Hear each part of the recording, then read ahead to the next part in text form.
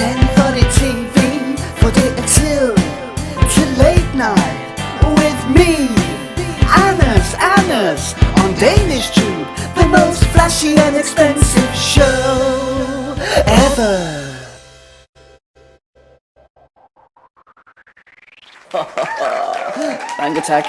Mange tak alle sammen. Mange tak. Det er så dejligt. Det er så fedt at være tilbage. And what a spændende time to be alive. For det første, Danmark has genåbnet. That means you can go på restaurant, you can go på café, and all you need to do is get a quick test. And it goes really quickly. I lyntestcentret i Greve betød det tidligt på dagen op til 3 timers kø. Okay, måske ikke så hurtigt, men that was just one example. For det andet, sommeren er på vej. And don't we know it. We're all out there getting as sunburned as possible. Kvinderne, I er smarte, much smarter than us guys because you use solcreme. Apparently only around 20% of us guys claim to use sun cream. Yeah, we're too tough, we don't need that sun cream crap. We just like to get as red as possible. And for det tredje, it's the case that EM starter i denne uge. Ja, EM bliver taget hul på i denne uge. And the Danish team, landsholdet, de spiller i parken. Det bliver så spændende. Det bliver fantastisk. In any case, there is gonna be 4 kampe i parken. That is 3 gruppekampe og en 8. dels finale. Tager du ind i parken, Anders Bot? Det kan du tro, jeg gør, min ven. I think we should go in sammen, Anders Bot. And you guys may be thinking, that doesn't sound very corona-venlig. Well, you'll be happy to know that alle 4 kampe, that's 4 kampe, skal spilles med fans på lægterne. That is 11.000 mennesker are allowed to be in the stadium. However, this week we have received news that Socialdemokratiet have opened the possibility for more tilskuere i parken. That is that there is some football shirt wearing, clap hat clapping politikere that want to get themselves into the stadion for at se fodbold. Forståeligt. Ikke også, Anders Bot? Nemlig, hvem gider at snakke om corona, når der skal spilles fodbold? So who cares about all that corona-lort? Vi bliver smittet, bare vi vinder. You heard it here, folks. Maybe not den første kamp, but den anden kamp. People are gonna be packed in there like sardines. And Danmarks første kamp, that is the første gruppekamp, is gonna be against Finland. Finland. Too fancy to be called Vikings, but with a national flag worthy enough of being called Nordic. I taber. And Danmarks første gruppekamp is gonna be played i morgen, which is lørdag. Ikke tirsdag, fordi i dag er fredag, og ikke mandag. Hvad med jer derude? Er der også nogen, der også skal sige med? Hvilket hold holder du med? Skriv i kommentarfeltet. Personligt er jeg meget glad for fodbold. Jeg kan godt lide at sige det i fjernsynet, men jeg elsker bare at være på banen. Jeg er målmand. Jeg har reddet mange bold i mit liv. Jeg har reddet mange straffespark i mit liv. Det er det, jeg ville sige, hvis jeg var Kasper Schmeichel. Men det er jeg ikke. Jeg er bare Anders, og jeg er faktisk ikke så god til fodbold. Jeg er faktisk ikke så koordineret, og jeg er lidt klodset, så jeg tror ikke, det er nogen god idé, at jeg tager på banen. Hvad med dig, Anders Bot? Spiller du fodbold? Det gør jeg faktisk ikke, mest fordi at mine ben er lavet af Lego. Det kan jeg godt se. Nå, lad os komme i dybden med dette emne om tilskuere. Hey Google, hvad er der sket i denne uge? Okay, so here we are once again to listen to the robotic, completely literate and somewhat Google-like voice of dr.dk. Let's do it. Here we go. You can see these guys drinking some beers. He has a very nice clap hat. Lace up, Google.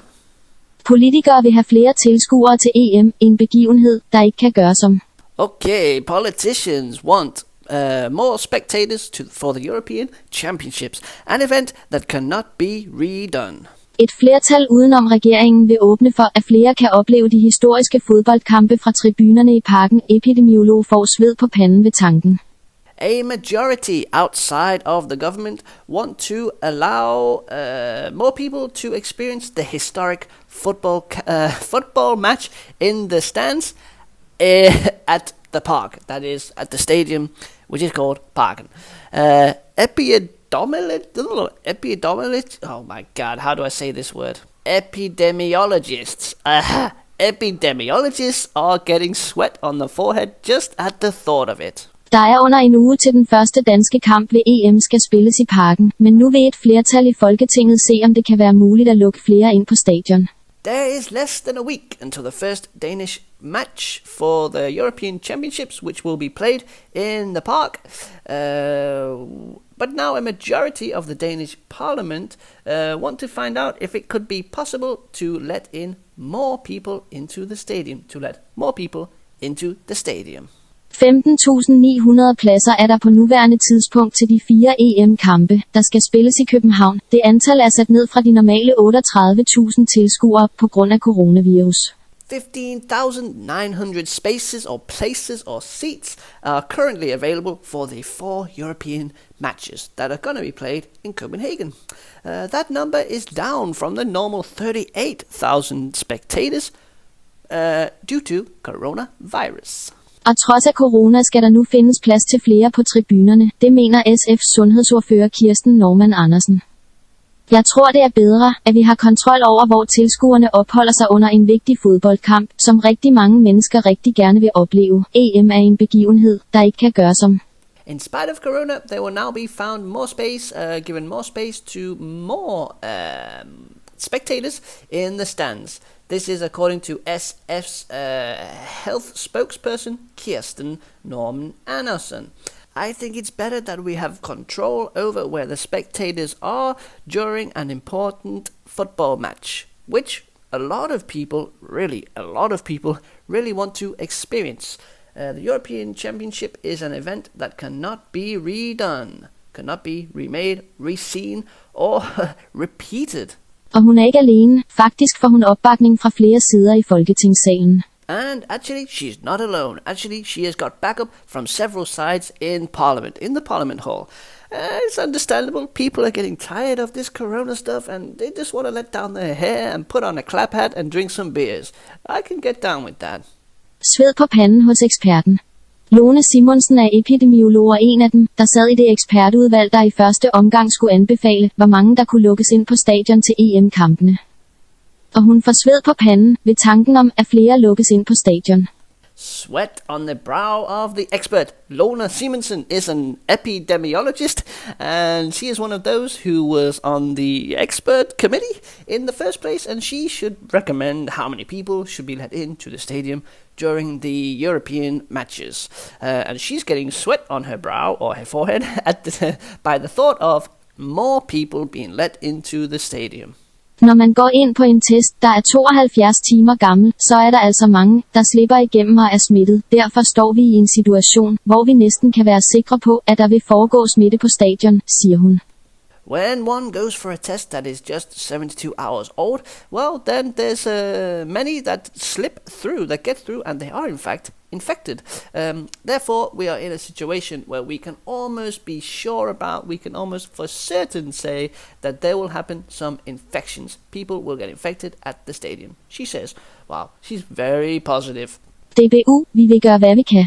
Hos DBU, der skal stå for den praktiske afvikling af EM-kampene herhjemme, er administrerende direktør Jakob Jensen positiv over for politikernes lyst til at fylde flere fans på stadion. At DBU, who are going to be responsible for the practical running of the European matches here at home, the administrative director, Jakob Jensen, is positive about the politicians' desire to fill the stadium with more fans. That's it, Jakob. I like you. Men han påpeger, at der er under en uge til første kamp, og derfor skal der arbejdes for fuld kraft, hvis det skal kunne lade sig gøre. But he points towards highlights that there is under a week until the first match, and therefore there needs to be people need to work at full power if it's going to be able to happen, if it will be possible. Christian Hægaard, idrætsordfører for Radikale Venstre, mener der er sket meget siden. Okay, this guy, Christian, he is the sports spokesman for the radical left, and he means, or it's his opinion, that a lot has happened. Der er langt flere, der er blevet vaccineret. Vi har erfaringer fra Superliga-kampe, så der er jo løbet meget vand i åen, siden man lagde det første niveau af tilskuere. Og derfor synes jeg, det ville være fornuftigt at være åben over for flere tilskuere til denne her historiske EM-begivenhed, siger Siger han. Okay, yes. Many more people have been vaccinated. We have experience from the Super League matches. And a lot of water has ran into the stream. That's a very fun expression that means a lot has happened since the last level of spectators was put in place. And therefore, we think it would be reasonable to be open for the possibility of more spectators for this historical European event, he says. Well, folks, there's a lot of good information and interesting stuff in this article. Check it out. As always, the link will be in the description for you. Let's get back to the studio. Nå, tak fordi I så med. Vi ses.